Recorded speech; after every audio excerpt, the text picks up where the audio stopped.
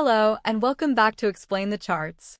Today is January 1st, 2025, and we're taking a look at the USDCHF pair.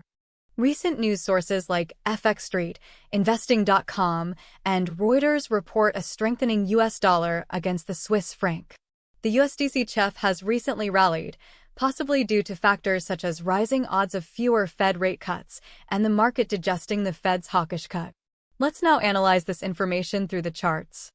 First, let's view the daily chart to get a sense of long-term trends. The daily chart shows a clear upward trend in USDCHF over the past few months. While there have been some minor pullbacks, the overall direction is bullish.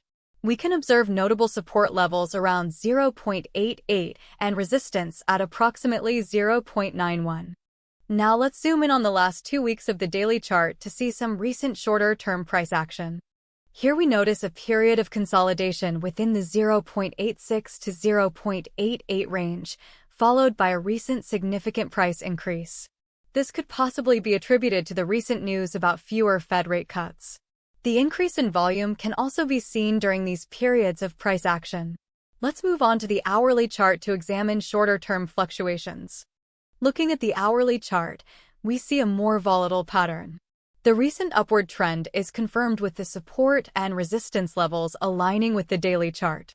The hourly chart allows us to better identify short-term entry and exit points.